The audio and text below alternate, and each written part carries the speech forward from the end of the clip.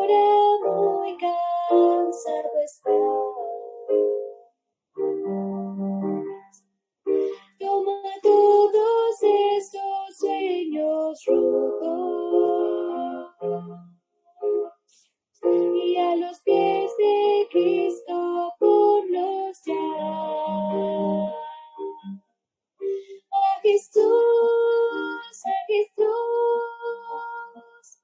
a Jesús se entrega todo, sueños rotos y heridas del corazón. A Jesús, a Jesús, a Jesús se entrega todo y la tristeza en gozo cambiará. Él no prometió sol todos los días. Sé que a veces viene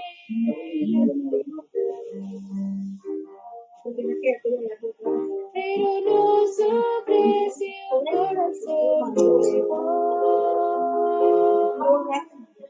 que canta aún en medio del dolor.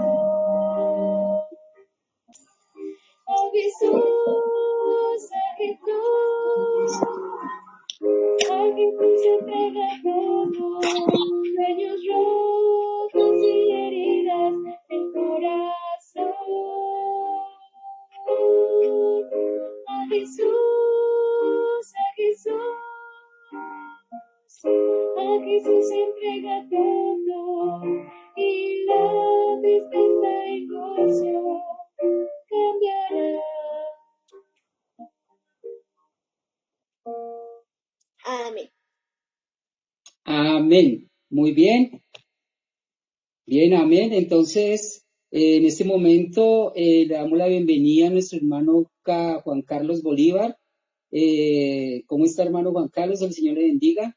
El hermano nos va a estar acompañando durante estas semanas en unas conferencias que se van a llevar a cabo, tal como lo dijo la hermana Julieta. Así que, por favor, todos invitemos a nuestros amigos, invitemos a nuestros familiares, nosotros mismos nos conectemos para que escuchemos esos hermosos mensajes que nuestro hermano Juan Carlos nos va a decir.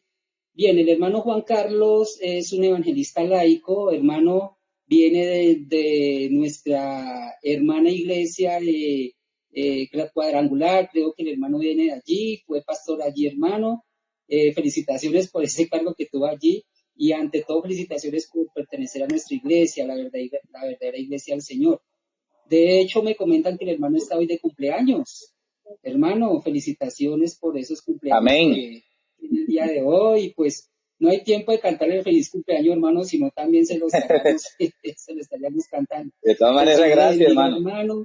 Amén. Es muy importante contar con usted como predicador laico. Así que, hermano, el tiempo es suyo. El Señor le bendiga y bienvenido a nuestra iglesia de Soacha Central.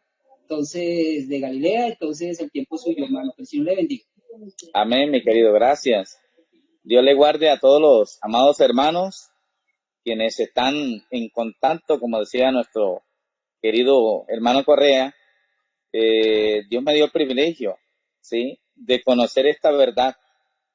Yo que fui líder durante 10 años de la iglesia cuadrangular, fui pastor ahí. Les puedo decir personalmente que no es fácil, porque uno al conocer las verdades que dice la Biblia, y cuando uno está allá hablando entre comillas en una verdad, uno cree que está en la verdad y defiende completamente la verdad. Pero cuando conoce a la palabra del Señor, uno se da cuenta que en realidad estaba completamente desviado. Y Dios me ha dado el privilegio de encontrar esta verdad bíblica para ahora predicar en el nombre del Señor con todo poder.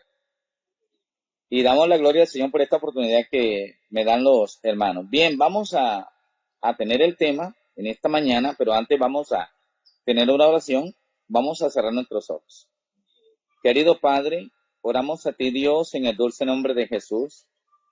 Deseamos que tu presencia sea en medio nuestro y permitas que al compartir este mensaje, el gran nombre del Señor sea honrado y glorificado.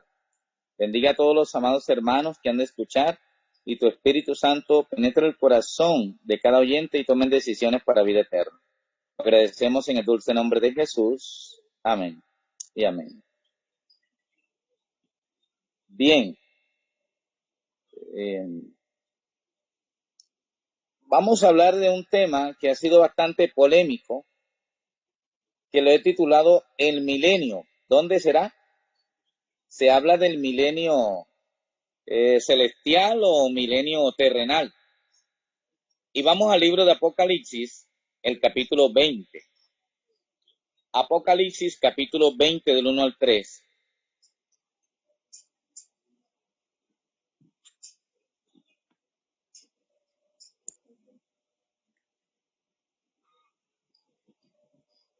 Apocalipsis 20,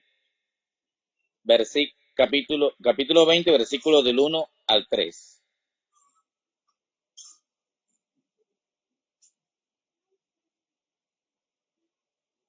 Dice Apocalipsis 20, del 1 al 3, y vi a un ángel descender del cielo que tenía la llave del abismo y una cadena grande en su mano, y prendió al dragón, la serpiente antigua que se llama Diablo y Satanás, y lo ató por 1000 años. Versículo 3.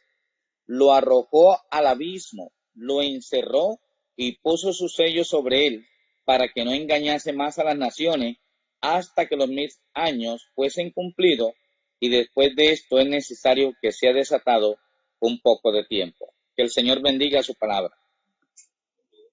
Bien, hablando del milenio, se cree, por lo menos los ruselistas, que sabemos quiénes son, ellos creen que el milenio va a ser acá en la tierra, pero que únicamente 144,000 personas van a ir al cielo y ellos serán los únicos quienes serán salvos. Mientras que ellos están en la tierra acá, ellos estarán gobernando, otros estarán gobernando desde allá del cielo en los 1000 años.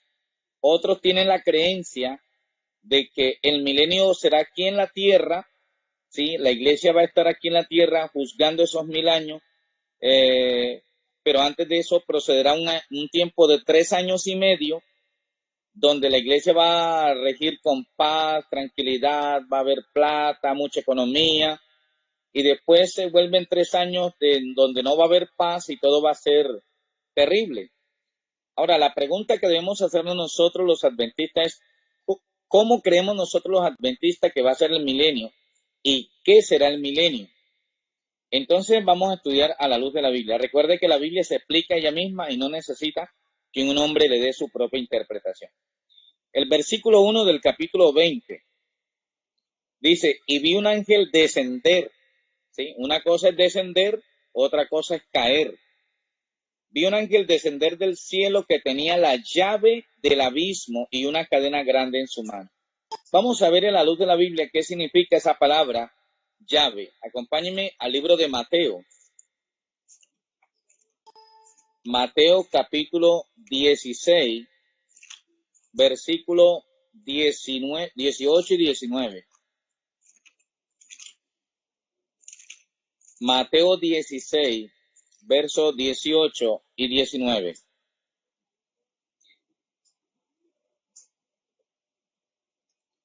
Repito, Mateo 16, versos 18 y 19, leo para usted. Y yo también te digo que tú eres Pedro, y sobre esta roca edificaré mi iglesia, y las puertas del infierno no prevalecerán contra ella. Y a ti, versículo 19, a ti te daré las llaves del reino de los cielos, y todo lo que atares en la tierra será atado en el cielo, y todo lo que desatares en la tierra será desatado en el cielo.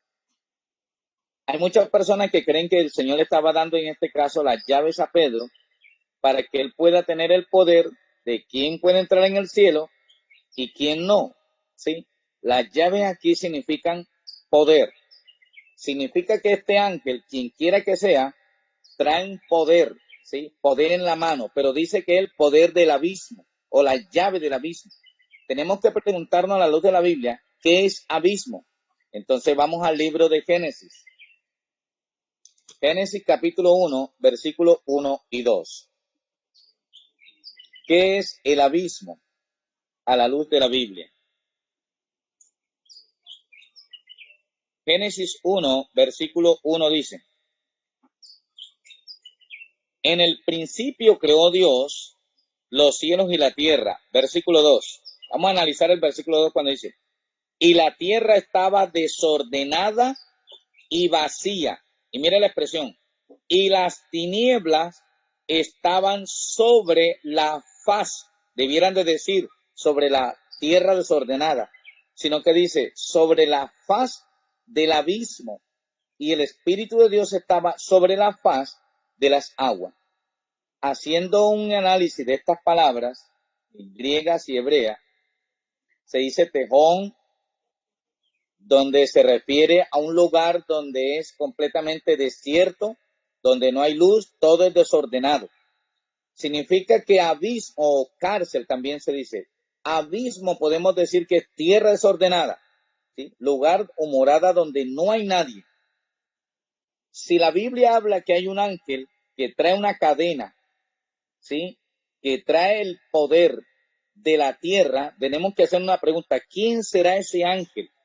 Vamos a leer el versículo 2 de Apocalipsis 20 para poder comprender quién es ese ángel que tiene el poder de la tierra. Apocalipsis 22 dice: y prendió al dragón. Ya sabemos que el dragón es Satanás. Cabe una pregunta: ¿quién es este ser o qué ángel, qué ser puede enfrentar únicamente a Satanás? Vamos al libro de Daniel, capítulo 10, versículos 12 y 13. Daniel, capítulo 10, versículos 12 y 13. Daniel 10, versículo 12 y 13. Dice así: entonces me dijo: Daniel, no temas, porque desde el primer día que diste tu corazón a entender y a afligirte en la presencia de tu Dios, fueron oídas tus palabras, y a causa de tus palabras yo he venido. Mas, versículo 13 dice: mas el príncipe del reino de Persia se puso contra mí 21 días. Mire la expresión: he aquí Miguel, uno de los principales príncipes, vino para ayudarme, y yo quedé allí con los reyes de Persia. Cabe una pregunta: ¿quién es el único, según este texto, que puede enfrentar al dragón o a Satanás? Miguel. Ahora viene la pregunta: ¿quién es Miguel? Miguel en el hebreo significa uno que se parece a Dios o uno igual a Dios, ¿sí? Miguel es el que viene y puede apresar a Satanás. Y dice la Biblia que la tierra va a quedar como un abismo, un desorden. Viene la pregunta: ¿por qué queda la tierra como un desorden? ¿En qué sentido queda como un desorden? Recuerde que Miguel, o este ángel poderoso que es representación de Cristo, viene a apresar el enemigo. Ahora vamos a ver por qué esto va a suceder así. Acompáñeme al libro de Mateo 16, versículo 27. Mateo 16, versículo 27. Cuando venga Cristo, ¿cómo va a quedar la tierra? Vamos a ver qué dice Mateo 16, 27. Una de las cosas que a mí me gusta en el Señor, que he aprendido acá en la iglesia adventista, es comparar un texto con otro texto. Mateo 16, 27 dice: porque dijo el Hijo del Hombre vendrá en la gloria de su Padre con sus ángeles, y entonces pagará cada uno conforme a sus obras. Eso de la gloria, ¿sí?, que debemos preguntarnos: ¿qué es la gloria de Dios? ¿Qué significa eso de la gloria de Dios? El libro de Deuteronomio 4:24 nos explica qué es eso de la gloria de Dios. Deuteronomio 4:24, un texto que es bastante conocido. Deuteronomio 4:24 dice: porque Jehová tu Dios es fuego consumidor, Dios celoso.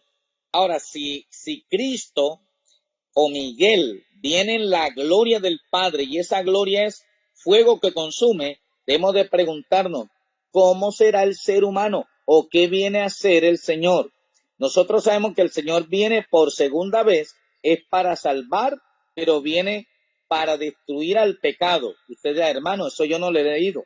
Vamos al libro de Hebreos, el capítulo 9, versículo 28. Hebreos 9, versículo 28. Dice el texto: así también Cristo fue ofrecido una sola vez para llevar los pecados de muchos, y aparecerá por segunda vez, dice, sin relación con el pecado, para salvar a los que le esperan. ¿A qué viene Cristo la segunda vez? Viene a salvar a los que le esperan, pero dice, viene sin relación con el pecado. Ahora viene la pregunta, ¿qué será del ser humano en este caso cuando Cristo venga? Vamos a 2 Tesalonicenses, el capítulo 2, versículo 8.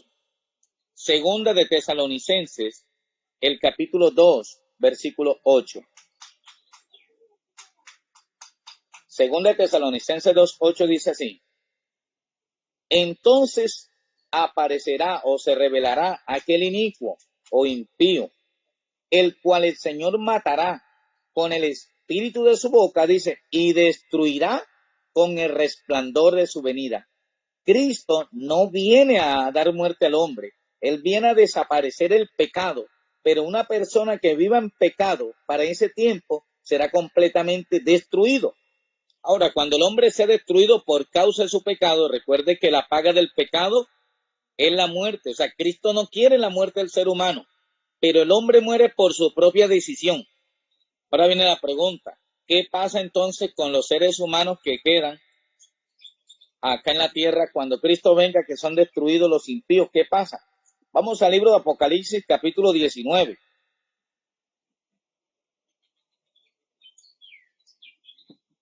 Versículo 17 y 18.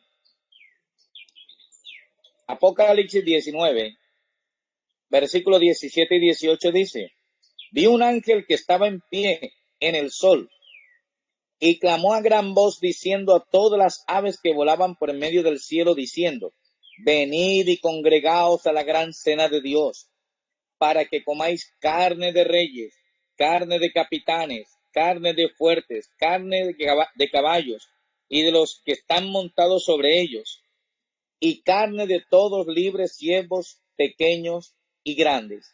¿Qué va a pasar con todas estas personas cuando Cristo venga y estén viviendo en sus deleites? Recordemos 2 Tesalonicenses 2, 8, donde dice que cuando la gloria de Dios toque a la tierra, porque es que Cristo no va a pisar la tierra. La gloria de Dios cuando llegue y destruya el pecado, la persona que está en pecado completamente será destruido. Y dice la Biblia aquí que las aves del cielo son en este caso invitadas a comer las carnes de todos los seres humanos. Quiere decir, mi querido, que la tierra queda completamente como destruida, ¿sí? Digamos en el sentido de la humanidad y todo lo que en ello hay. Usted dirá, hermano, explíquenos mejor. Bien, el libro de Segunda de Pedro nos explica mucho más. Segunda de Pedro, el capítulo 3, versículos 10 y 11. Mira lo que dice. Y 12, vamos desde el capítulo 3, versículo 10 al 12. Pero el día del Señor, segunda de Pedro, estoy leyendo. Segunda de Pedro 3:10. Pero el día del Señor vendrá como ladrón en la noche. Mire cómo dice, el cual los cielos pasarán con gran estruendo, y los elementos ardiendo serán deshechos, y la tierra y las obras que en ella hay serán quemadas. Puesto que todas estas cosas serán deshechas, ¿cómo no debéis vosotros conduciros en santa y piadosa manera de vivir? Quiere decir que todo lo que hay en la tierra va a ser completamente destruido por la presencia del Señor. Y la persona que viva en pecado, ¿qué es pecado? Hay dos definiciones para hacer el pecado. Pecado es estar alejado de Cristo, y pecado es quebrantar la ley o transgresión de la ley. Una persona que iba transgrediendo la ley en ese entonces, cuando Cristo aparezca, recuerde que la Biblia dice que la venida de Cristo será comparada como en los días de Noé, sí, que andaban comiendo, bebiendo y dándose en casamiento, y eso se está sucediendo hoy en día. Entonces, cuando Cristo venga, ¿qué va a suceder con las personas quienes no aceptaron el amor de Dios? Estamos leyendo que las personas van a ser completamente destruidas, van a quedar sin vida. ¿Qué va a pasar con las personas? Dice que las aves del cielo se los comerán. Usted dirá, hermano, ¿y la iglesia dónde está? Vamos a ver qué dice 1 Tesalonicenses, capítulo 4, verso 16, 17 y 18. 1 Tesalonicenses 4, 16, 17 y 18. Porque el mismo Señor, con voz de mando, con voz de arcángel y con trompeta de Dios, dice, descenderá del cielo, y los muertos en Cristo resucitarán primero. Luego nosotros, está hablando Pablo, los que hayamos vivido, los que hayamos quedado, seremos juntamente arrebatados con ellos para recibir al Señor en el aire, y así estaremos siempre con el Señor. Por tanto, alentados los unos a los otros con estas palabras. La pregunta, cuando el Señor viene, ¿qué va a pasar con la iglesia? En este caso, los muertos en Cristo y las personas quienes estaremos vivos, ¿no? Si Dios nos da ese privilegio. Pablo dice, nosotros los que estemos vivos seremos arrebatados. Pablo pensaba también que en el tiempo de él, Cristo iba a venir. Pero la iglesia será levantada, no raptada. Rapto es una palabra que viene de rapio, que significa secuestrar, tomar a alguien a la fuerza y llevarlo a un lugar donde no quiere. Cristo no viene a raptar, Cristo viene a levantar a la iglesia de los que desean ir al cielo. Él dijo, todo el que quiera seguirme, tome su cruz, niéguese a sí mismo y sígame. Entonces sigamos con esto. Antes del Señor apresar al enemigo, cuando Él venga en gloria, los muertos en Cristo serán resucitados, pero los impíos serán completamente destruidos y las aves del cielo se comerán a todas estas personas. Ahora viene la pregunta, ¿cómo sabemos nosotros que este ángel que viene, que apresa a Satanás, es Cristo? Bueno, acompáñenme a Apocalipsis capítulo 20, versículo 3. ¿Cómo nosotros sabemos que es Cristo o es Miguel el que viene a apresar a Satanás? Apocalipsis 23 nos lo aclara. Dice, y prendió al dragón, del versículo 2, versículo 3. O sea, cuando en este caso, Miguel, yo lo doy por sentado que es Miguel, toma a Satanás, dice, vamos a leerlo desde el 2. Y prendió al dragón, la serpiente antigua que se llama Diablo y Satanás, y lo ató por 1000 años. Y dice, al 3, y lo arrojó al abismo. Recuerde, tierra desordenada. Se dice tohu wabohu. Y lo encerró. Y mire la palabra que aparece ahí. Y puso su sello sobre él. O sea, este ángel tiene un sello y lo pone sobre Satanás. Ahora tenemos que preguntarnos cuál es el sello de Dios. El sello de Dios es el sábado. Y la pregunta es, ¿cómo es que el sábado va a ser puesto en Satanás? Bueno, literalmente no es que va a ser puesto, sino que Satanás va a pasar ¿cuántos años según el texto? 1000 años de vacaciones aquí en la tierra, donde absolutamente no va a quedar nada ni nadie, sino él y todos sus secuaces. La pregunta, ¿cómo nosotros sabemos que él va a quedar solo aquí en la tierra? Bueno, el texto nos lo está diciendo, pero vamos a ver dos textos en la Biblia para comprobar. Vamos a ver dónde va a estar la iglesia y qué va a pasar aquí en la tierra mientras la iglesia estamos en los cielos. Acompáñenme al libro de Primera de Corintios.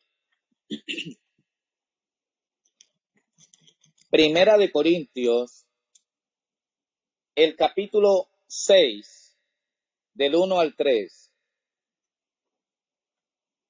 Primera de Corintios 6, del 1 al 3 dice, ¿os alguno de vosotros teniendo algo contra alguien ir a juicio delante de los injustos y no delante de los santos?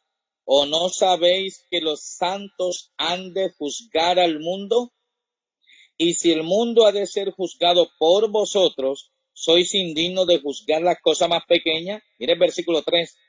¿O no sabéis que hemos de juzgar a los ángeles? En este caso los ángeles caídos, ¿no? ¿cuánto más las cosas de esta tierra? Cuando nosotros seamos levantados, cuando Cristo venga en su segunda venida, ¿sí? Cuando seamos levantados, vamos a recibir al Señor en el aire y vamos a ir al cielo. ¿Qué vamos a hacer al cielo? Vamos a juzgar. Mientras estamos en este cuerpo, no podemos juzgar ni condenar a nadie. Él mismo lo dice en 1 Corintios capítulo 4, el versículo 5. Mira lo que dice 1 Corintios 4, versículo 5. Así que no juzguéis nada antes de tiempo, antes que venga el Señor, el cual también traerá a la luz lo encubierto de las tinieblas y manifestará las intenciones del corazón, y entonces pagará dará cada uno su alabanza de Dios. ¿Qué es lo que no debemos hacer ahora? Juzgar. Pero a veces cometemos este grave error que empezamos a juzgar, a condenar, decir, no, este no me parece, este como que no va para el cielo, este no tiene el Espíritu Santo. Eso no nos toca a nosotros. Eso le toca únicamente es al Señor. Ahora, cuando estemos en el cielo, pregunto, ¿cuánto tiempo vamos a estar en el cielo? Nosotros vamos a estar 1000 años en los cielos. La pregunta, mientras estemos en el cielo, ¿qué está sucediendo acá en la tierra? Acompáñenme al libro de Jeremías, capítulo 4. Es hermoso estudiar la Biblia, mis queridos. Recuerde que la Biblia no necesita que un hombre le dé interpretación, sino que ella misma se interpreta. Jeremías, el capítulo 4, lea conmigo el versículo 23 al 26. Jeremías 4, versículos 23 al 26. Mire cómo dice este profeta de Dios, Jeremías. Miré la tierra y he aquí estaba desordenada y vacía. ¿Se acuerda cómo dice Génesis 1:2? Y la tierra estaba desordenada y vacía. Es impresionante cómo la Biblia dice que se va a repetir lo que sucedió al principio. Como dice Eclesiastés 1:9. ¿Qué es lo que fue? Lo mismo que será. No hay nada nuevo, se va a repetir. Miré la tierra y aquí estaba desordenada y vacía, dice, y los cielos, y no había luz. Miré los montes y aquí que temblaban, y todos los collados fueron destruidos. Miré, versículo 25 dice, y no había ningún solo hombre. Todas las aves se habían ido. Versículo 26. Miré y aquí la tierra era fértil, era un desierto, y todas las ciudades estaban desoladas a la presencia de Jehová delante del furor de su ira. Según Jeremías, ¿cómo va a quedar la tierra? Completamente vacía, hermano. No va a quedar nadie. Con razón el Señor Mateo dijo, donde está vuestro tesoro, ahí estará tu corazón. Nosotros no debemos colocar nuestra fe en las cosas terrenales, algo que son efímeros, algo que se va a acabar. Esto no es eterno. La eternidad está en Cristo. Entonces debemos de poner la mirada en Cristo Jesús, que necesitamos las cosas para los medios, cómo comunicarnos y transportarnos, sí, pero no es el medio para nosotros quedarnos acá, porque la eternidad está en Cristo Jesús. Ahora, el libro de Apocalipsis nos está mostrando que cuando todo esto acontezca, Satanás es apresado, pero no como una cadena real. Les digo un poquito en el testimonio. A mí me habían enseñado que a Satanás le van a poner una cadena de este grosor, que iba a ser atado y él no se iba a poder mover, ¿sí? Pero la cadena de la cual se habla aquí es una cadena de circunstancia. ¿En qué sentido? En que no va a poder salir a ninguna parte. ¿Por qué? Porque no tiene a nadie a quien engañar. Por cuanto todos han sido completamente destruidos.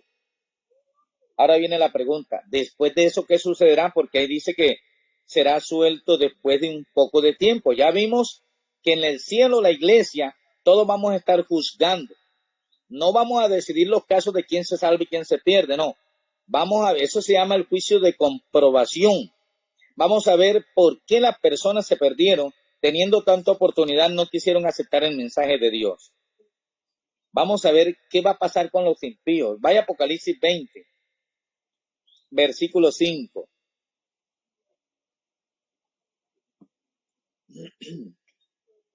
Apocalipsis 20, versículo 5 dice, Pero los otros muertos no volvieron a vivir hasta que se cumplieron los 1000 años. Esta es la primera resurrección. La pregunta, ¿cómo así que la primera resurrección? ¿Acaso hay dos resurrecciones? Vamos a comprobar eso. Acompáñenme al libro de Juan, Evangelio de Juan, capítulo 5, versos 28 y 29. Juan, capítulo 5, versos 28 y 29. Voy a leer para usted. Dice: no os maravilléis de esto, porque viene la hora cuando todos los que están en los sepulcros oirán su voz, y los que hicieron el bien resucitarán para tener vida, y los que hicieron el mal resucitarán para ser condenados. Quiere decir que aquí hay dos resurrecciones, pero cada una en su tiempo. Según lo que estamos estudiando, la primera resurrección se da cuando Cristo viene por segunda vez. ¿Y quiénes van a resucitar? Dice, los muertos en Cristo. ¿Cómo así? Son las personas que vivieron una vida cristiana, no hablando de sí, no dando testimonio de sí, sino que negaron su vida y desearon vivir para Cristo. Acuérdense de Gálatas 2:20. Con Cristo estoy juntamente crucificado. Ya no vive el yo, mas vive Cristo en mí. Lo que ahora vivo en la carne, lo vivo para glorificar el nombre del Hijo del Señor. Quiere decir que ser cristiano no es cargar una Biblia, no es guardar el sábado, no es cantar himno. No, ser cristiano es tratar de parecerme a Jesús. Recuerde que la Biblia dice en Juan 14, del 1 al 3, que cuando Cristo venga, viene a buscar a los que se hayan parecido a Él. Acuérdese que Él dice, y cuando viniere, os tomaré a mí mismo. Las personas que no hayan vivido bajo el nivel de Cristo, lastimosamente ellos, aunque se hayan dicho que son cristianos, no van a ir al cielo porque sus vidas eran contrarias a su testimonio. Recuerde lo que dice Tito 1:16. Muchos profesan conocer a Dios, pero con sus acciones lo niegan. Quiere decir que eran seguidores del enemigo, vivían para el mundo, eran cristianos, pero su vida era mundana, sus pensamientos eran mundanos, su forma de comer, vestir, era mundano. Decían que era ser cristiano, pero el único que conoce los espíritus y pesa los corazones es el Señor. Eso está en Proverbios 16, 1 y 2. Entonces, mis amados, ya sabemos quién es este ángel. Según Apocalipsis 21 al 3, es Cristo Jesús, que trae el poder, la llave o el imperio. Recuerde que Satanás era el que tenía el imperio de la muerte. Él podía hacer y deshacer, pero cuando Cristo vino, Él destruyó todo eso. Usted lo encuentra en el libro de Hebreos 2:14, donde Él le quitó ese poder. Ahora, los impíos van a resucitar. ¿Cuándo resucitan?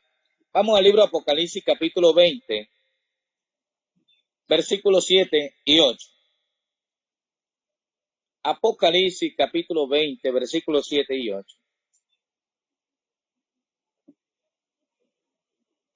Dice el texto: y cuando los 1000 años se cumplan, Satanás será suelto de su prisión y saldrá para engañar a las naciones que están sobre los 4 ángulos de la tierra, a Gog y a Magog, a fin de reunirlos para la batalla, el número de los cuales como la arena del mar. Bien, vamos a analizar algo aquí.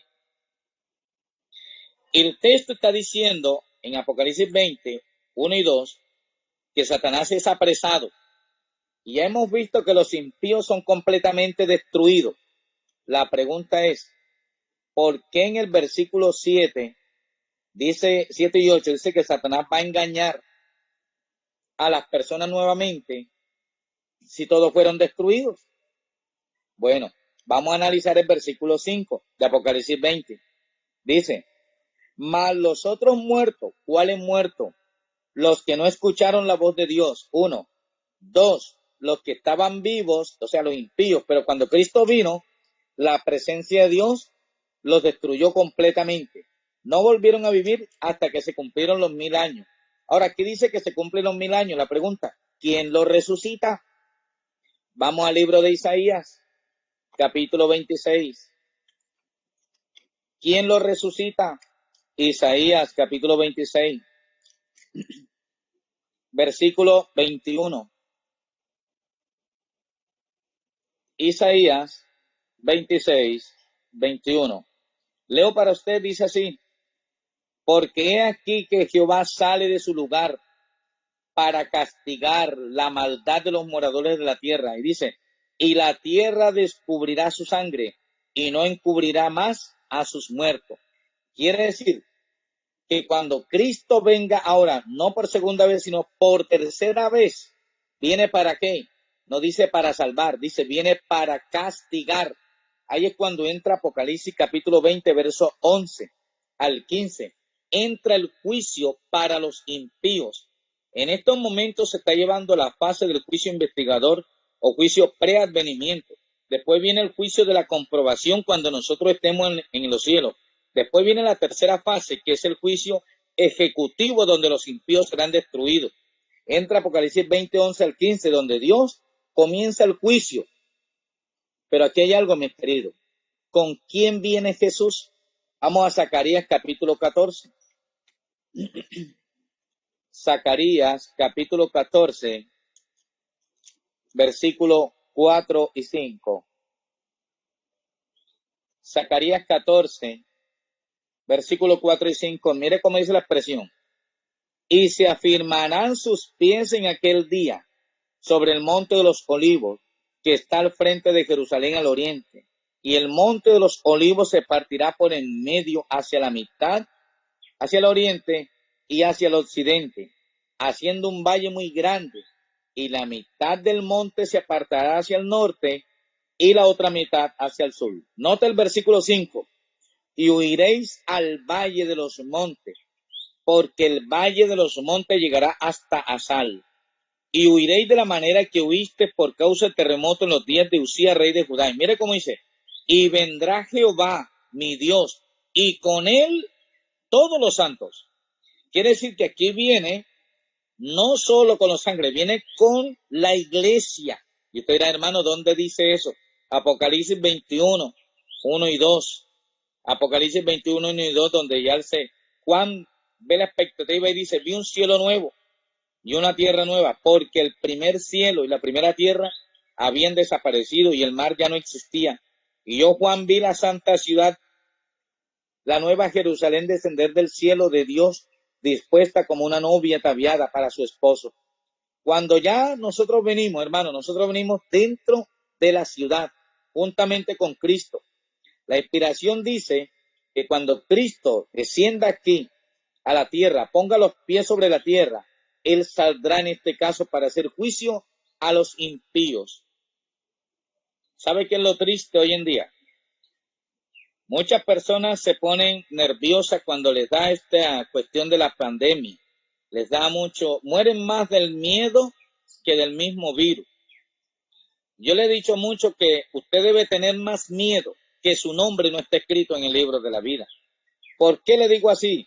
Acompáñenme a Apocalipsis, capítulo 20, versículo 12, o del 11 vamos a leerlo. Y ahí le voy a mostrar por qué hay que tener miedo. Apocalipsis 20, 11 al 15 dice, y vi un gran trono blanco y al que estaba sentado sobre él, del cual huyeron los cielos y la tierra y no fue hallado lugar para ellos. Versículo 12, y vi a los muertos grandes y pequeños, de pie ante Dios. Los libros fueron abiertos y otro libro fue abierto, el cual es el libro de la vida. Y fueron juzgados los muertos por las cosas que estaban escritas en los libros según sus obras. El mar dio sus muertos que estaban en él, la muerte y el infierno dieron a los muertos que estaban en ellos, y la muerte y el infierno fueron lanzados al lago de fuego. Está la muerte segunda. Versículo 15. Y el que no fue inscrito en el libro de la vida fue lanzado al lago de fuego. Tú te debes preocupar, y yo me debo preocupar, es porque mi vida y tu vida está escrita en el libro de la vida. Y no porque de pronto viene un virus, una mancha, una enfermedad, no. Si usted tiene un libro muy hermoso llamado Conflicto de los Siglos, usted se va a dar cuenta que en los tiempos de los reformadores había pandemias grandes y ellos aún así enfermos salían a predicar. En los tiempos de Cristo habían pandemias grandes y Cristo salía a predicar. Nada nos debe de temer de salir a predicar el mensaje de salvación, el mensaje del tercer ángel. Satanás sabe que va a pasar un tiempo de 1000 años aquí en la tierra y él no quiere quedarse solo. Él está haciendo lo posible para que tú no tomes la decisión de venir al reino de los cielos. Cristo viene pronto, mis queridos. ¿Qué debemos hacer? ¿Cuánto cuesta la salvación? ¿Quién me puede salvar? El Señor dice en su palabra en Hebreos 3:7, si hoy, dice el Espíritu Santo, escucha su voz, no endurezcáis vuestro corazón como hicieron vuestros padres en Medio. Dios está hablando y te está dando este mensaje en esta mañana. La salvación no depende de Cristo, la salvación y la decisión depende de ti. Este mundo va a ser destruido, va a ser todo acabado. No es como muchos creen que dicen que va a haber un tiempo de 3 años y medio de paz, de felicidad. No, no, Señor. Todo va a ser destruido. Depende de tu decisión en esta mañana. Yo quiero hacerte una invitación. Si quieres aceptar a Jesús, yo voy a hacer una oración por todos aquellos quienes desean aceptar a Cristo. Y quiero orar por ustedes. Vamos a orar. Querido Padre Celestial, oramos a ti, Dios, en el dulce nombre de Jesús, a que tu presencia obre milagros en nuestras vidas, que tomemos decisiones para vida eterna. Ayúdanos a que nuestro corazón sea reafirmado y reafirmado con tu Espíritu Santo, para que el gozo de nuestra vida y salud esté plenamente en el reino de los cielos. Danos ese privilegio de que nuestros nombres estén registrados en el libro de la vida, para que cuando vuelvas poder decir, este es nuestro Dios, le hemos esperado y Él nos salvará. Muchas personas están escuchando el mensaje. Toma, Señor, sus corazones como enteramente tuyos y que tomes decisiones para vida eterna. Salva los hogares, sálvanos a nosotros, ten misericordia de nosotros y danos el privilegio de ser llamados hijos tuyos. Gracias te damos, Señor, en el dulce nombre de Cristo Jesús. Amén. Amén. Amén. Mis amados, Dios les guarde, Dios les bendiga, que la paz del cielo sea en cada corazón y gracias a nuestro amado Correa por esta grande y hermosa bendición. Dios les guarde y le bendiga mucho. Bueno, hermano Juan Carlos, el Señor le bendiga. Un hermoso Amén. tema nos ha traído hoy, más que todo tema profético, ¿no? Y de la venida de Cristo, la preparación que nosotros como cristianos debemos de tener. El Señor le bendiga. Y quiero Amén. recordarle a todos mis hermanos que nos están escuchando, nos están viendo, y no solamente aquí en nuestro distrito, sino de otras partes de Colombia que quizás están conectados, aquellos hermanos de Cudasi y Cesar, que allí también hay hermanos conectados, nos están mirando.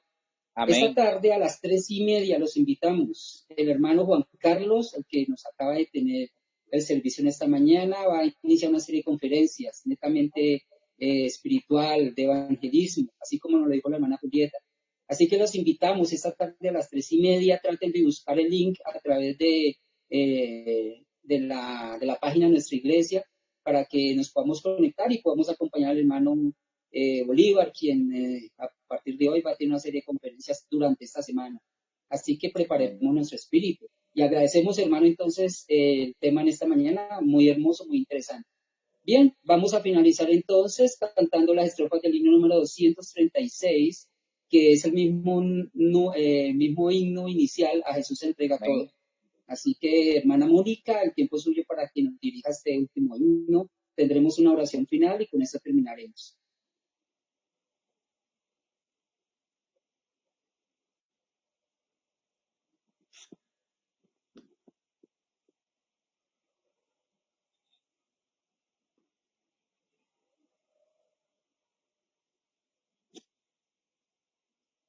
La hermana va. Entonces, vamos buscando todos el 236 Sí, y lo vamos. esperaremos a que hermana Mónica termine el mensaje.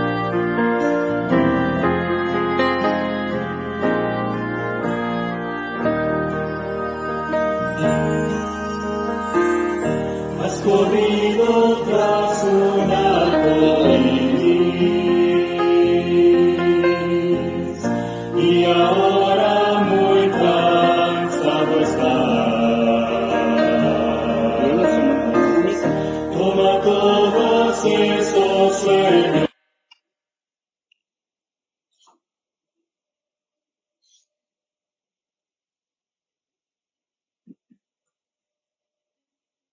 Hermana Mónica, ¿Lo habrá ¿está por ahí? escuchado?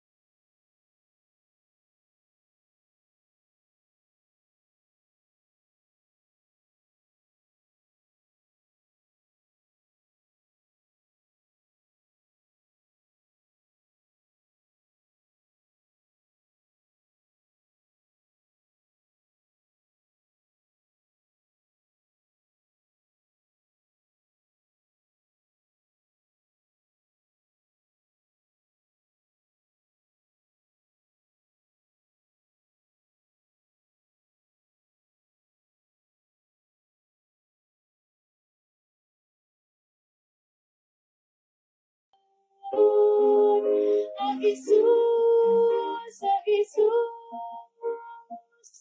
a Jesús entrega todo y la tristeza en gozo cambiará. Amén.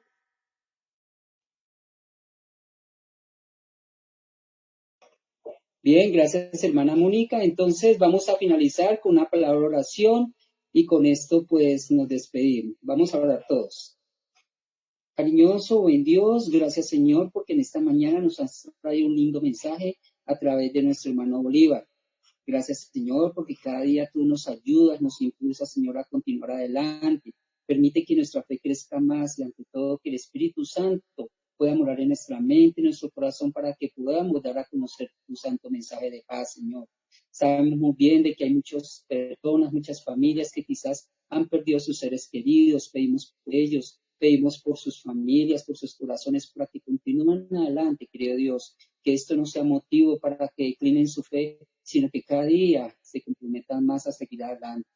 Gracias, Señor, por este lindo mensaje que hemos escuchado en esta mañana y permita que tu Santo Espíritu esté en esta semana con nuestro hermano Bolívar, quien va a trazar tu palabra durante las conferencias, y ante todo que nosotros nos podamos preparar para poder escuchar esos lindos mensajes y que podamos todos, Señor, reunidos todos, congregarnos y poder estar en tu patria celestial. No lo podemos hacer en la iglesia, tenemos que hacerlo por redes sociales, pero que esto no sea motivo para que nosotros nos desanimemos, sino que cada día nuestro espíritu esté dispuesto a tu servicio.